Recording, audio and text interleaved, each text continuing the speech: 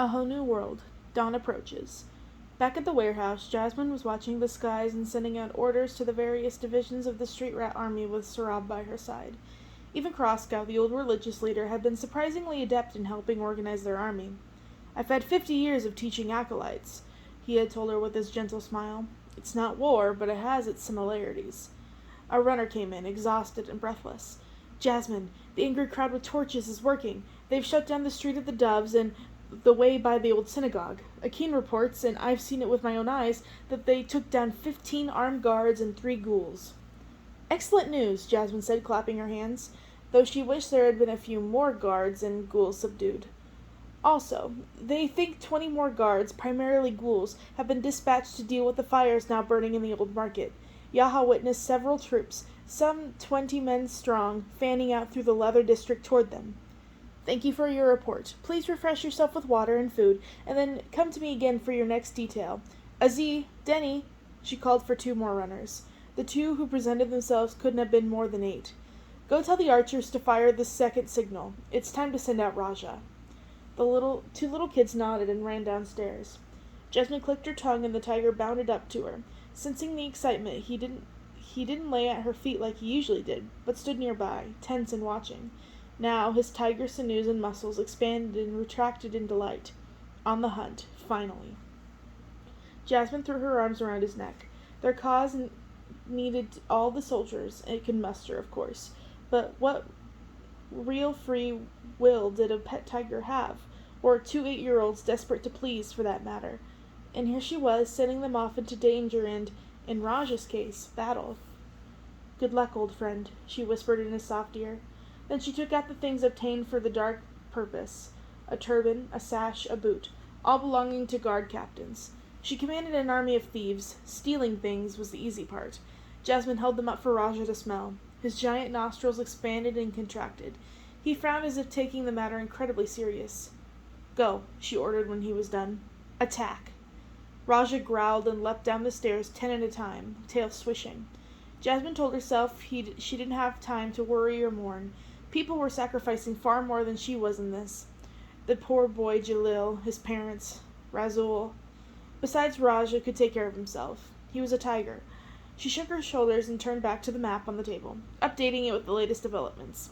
An explosion rocked the hideout. She grabbed at the wall as bits of dried clay and wood and pebbles rained down. "What was that?" she demanded. "Someone. That signal was too early." Sarab came striding in, a grim look on his face. "That wasn't one of ours. Whatever it was hit near Duban and Morgiana's old lair. We need Hazan to come back and tell us what happened."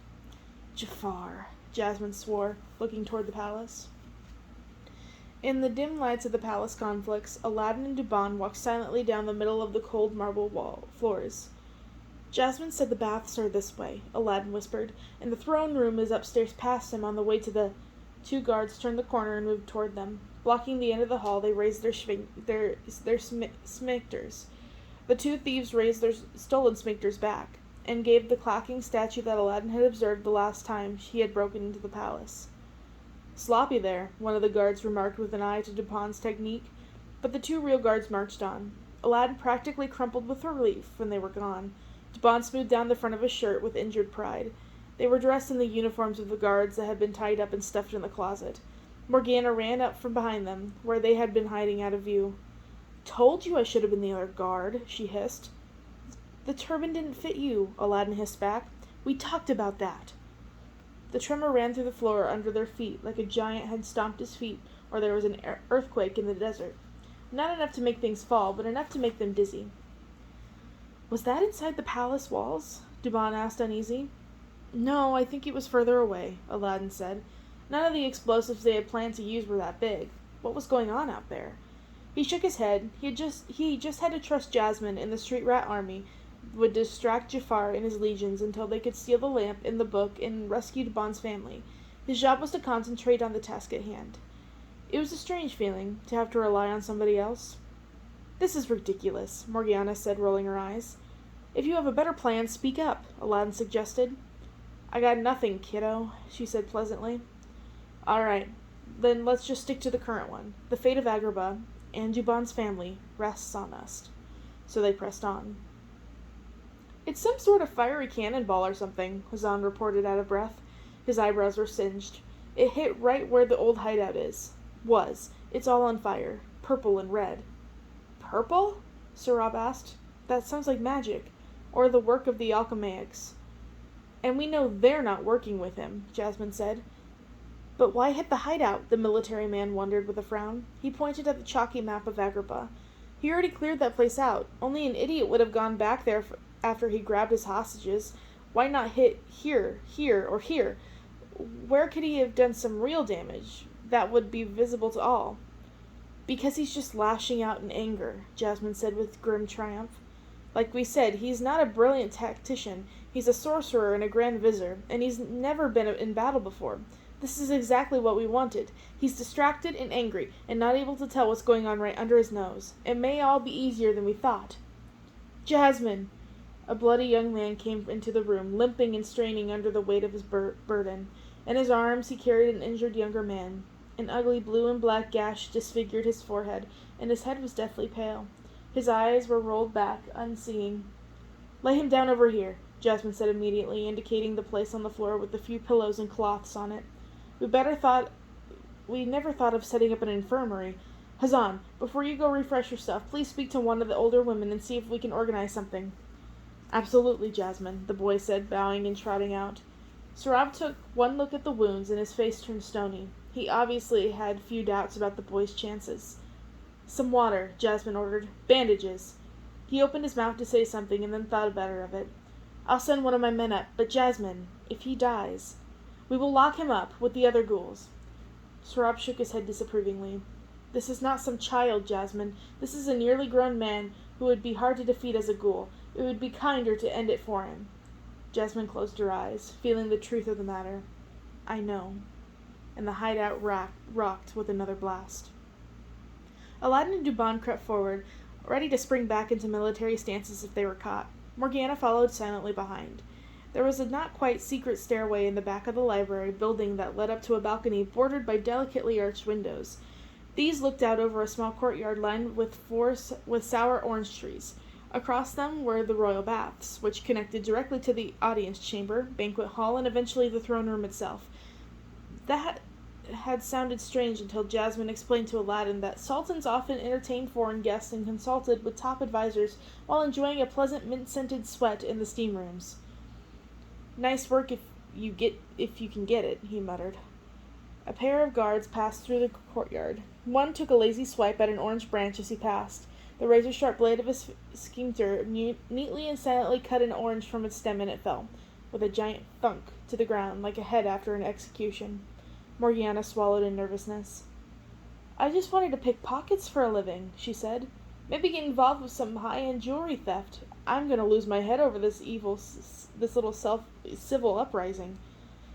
I'll take these guys over the ghouls any day, Dubon shot back in a whisper.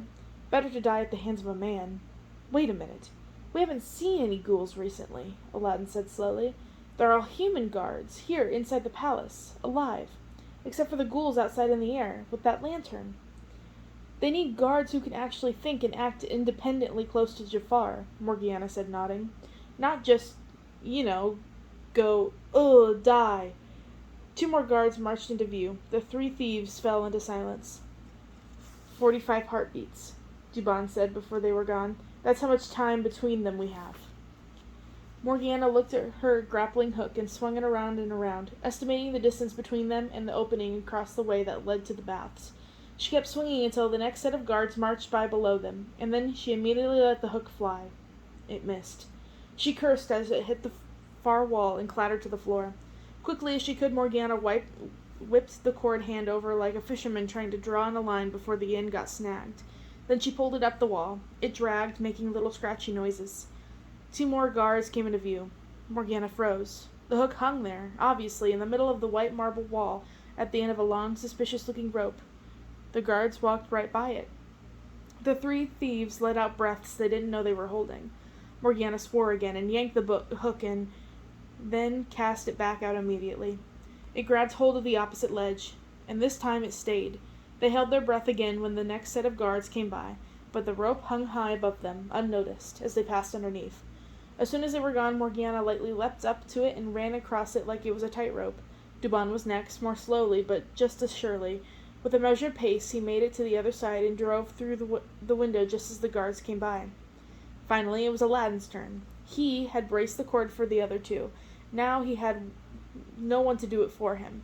He grabbed a chair and pulled it close to the window, quickly looping the cord through its arm in a highwayman's hitch, a knot that would release easily when he was ready. Holding an extra cord in his hand, he waited until the next guards had gone and leapt up into the ledge and stepped onto the rope. He was more than halfway across when the chair tipped. The sudden slacking of the cord caused Aladdin to pitch forward. He swung his arms desperately, trying to regain his balance. He didn't. He fell, and the next pair of guards rounded the corner.